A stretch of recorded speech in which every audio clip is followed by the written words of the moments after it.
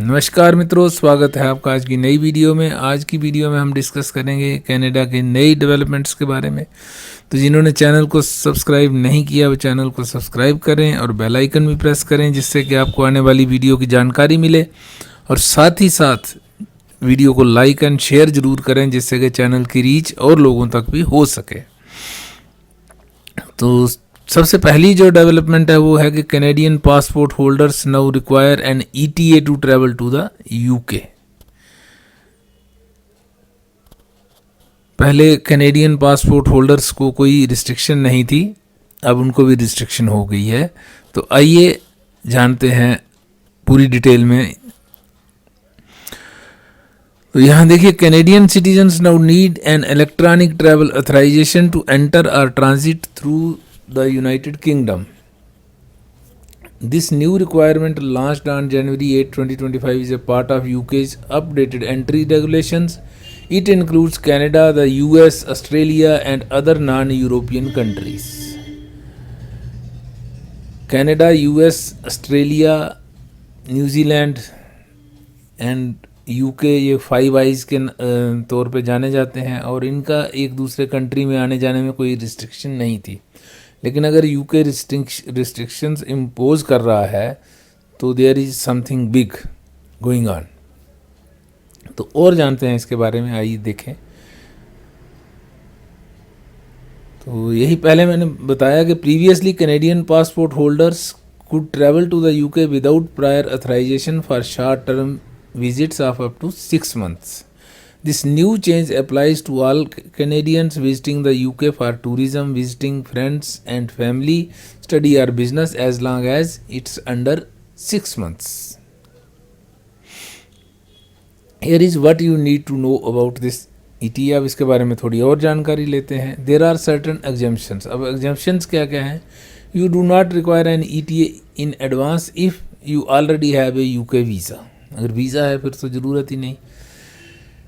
Next है, you have permission to live, work और study in the UK. This include settled और pre settled status और right of abode. तो ये अगर होगा तो ओबियस सी बात है कि उसकी फिर ईटीए की ज़रूरत नहीं रहेगी। यू आर ए ब्रिटिश और Irish citizen. You are traveling with the British Overseas Territories citizen passport, or you live in Ireland and are traveling from Ireland, Guernsey, Jersey और Isle of Man। अगर इन territories से travel कर रहे हैं तो कोई दिक्कत नहीं है। अब अप्लाई कैसे करना है? You can apply for the ETA online. You can apply directly online through the UK government website और through the UK ETA app. It takes रफली 10 minutes to apply. You may need to upload or take photos of your passport and the face of the person applying. You also need to pay a fee. तो fees जो है वो 10 pound है, Canadian dollar 17.50 approximately to apply. This application fee is non refundable. अब क्या है कि everyone travelling needs to apply. The ETA requirement equally applies to babies and children. If you are travelling as a group, each person needs an ETA. It is possible to apply on behalf of someone. If you are applying for someone who is not with you, you should apply online. To apply, you need your passport, access to email and a mode of payment, credit card, debit card, Apple Pay, Google Pay, कुछ भी इनमें से किसी भी तरीके से आपको fees पे करने की चॉइस है। It takes roughly 3 days to receive. According to UK government website, you will most likely get a decision within 3 working days. You will receive an email confirmation of the ETA. This will be linked to the passport you applied with, so you need to use the same passport to travel. If you are planning to travel soon, make sure to apply for an ETA before your trip. You can still travel to the UK while your application is being processed.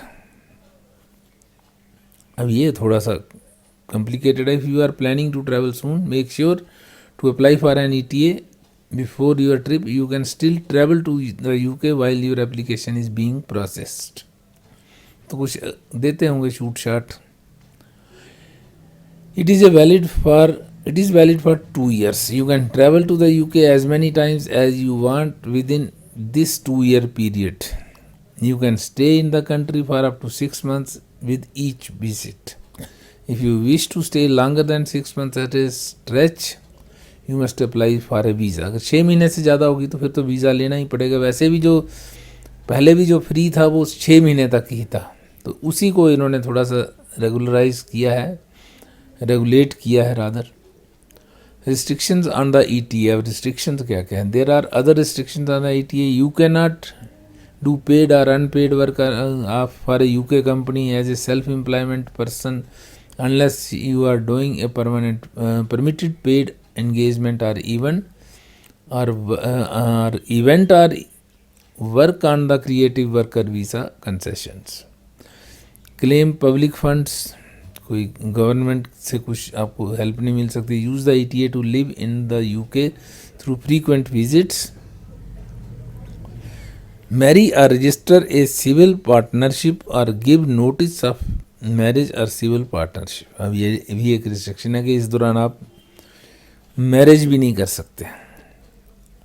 Receiving an ETA does not guarantee entry to the UK. You still need to either see a border force officer or use an e-passport gate if you are eligible. अब इसकी repercussions क्या होंगी वो भी देखने वाली चीज़ है. Europe में फॉलो सूट. मतलब यूरोप भी अब ऐसा कर सकता. The new ETA requirement for visiting the UK follows a similar announcement by the European Union, which plans to launch the European Travel Information and Authorization System, जो कि काफ़ी पहले ही अनाउंस हो चुका है. ETIAS आई थिंक साल से ऊपर हो गया है. For passport holders from approximately 60 countries. These countries include Canada, the US, the UK and Australia. Once ETIAS has been implemented, Canadian passport holders will need to submit an online ETIAS application to visit 30 countries in the Schengen area, including France, Italy, Germany and Spain. Currently, Canadian passport holders only require a valid passport to enter these countries if traveling for periods under 90 days. European Commission planned to implement an entry-exit system ahead of the 2025 ETIAS rollout, but delays in the EES have postponed the ETIAS launch. Entry-exit system जो है वो 2025 में जो ETIAS launch करना है उससे पहले ये करना चाहते हैं, लेकिन वही नहीं हो रहा तो इनका ETIAS लॉन्च नहीं हुआ.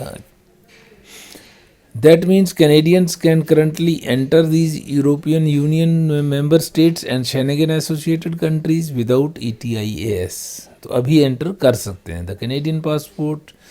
Earlier this month, the Canadian passport ranked as the 7th most powerful passport in the world according to the Henley Passport Index. जो है, the index takes into account the number of destinations passport holders from a country can access without having to apply for a visa.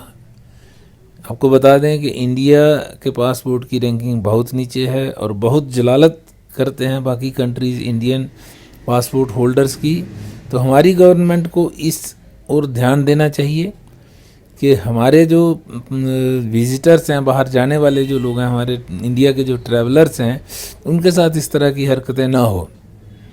तो काफ़ी हर country में इस तरह की जो problems हैं वो फेस करने को आती है. सबसे बड़ी दिक्कत क्या है कि इंडियन एम्बेसी जो है वो सपोर्ट नहीं करती कहीं भी.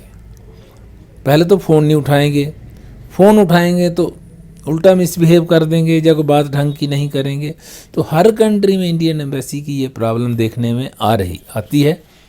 हर ट्रैवलर को आती है. अगर वो इंडियन एम्बेसी को किसी रीज़न के लिए, किसी रिक्वायरमेंट के लिए अगर उसको करता है कांटेक्ट, तो कोई रिस्पांस नहीं आता है. दिक्कत बहुत है. बाकी कंट्रीज़ की एम्बेसीज एकदम से अपने सिटीजन्स को जो हेल्प करने के लिए आ जाएंगे, फ़ोन करेंगे, तरीका अपनाएंगे, हेल्प करेंगे मतलब उनको हर तरीके से. लेकिन अपने वाले जो हैं, कुछ गलतियां हमारे लोग करते भी हैं उल्टे सीधे, जैसे डोंकी उंकी लगा के जाते हैं, तो उसमें एम्बेसी क्या करेगी. इलीगल कोई घुस रहा होगा तो उसमें एम्बेसी वाले कुछ नहीं कर सकते।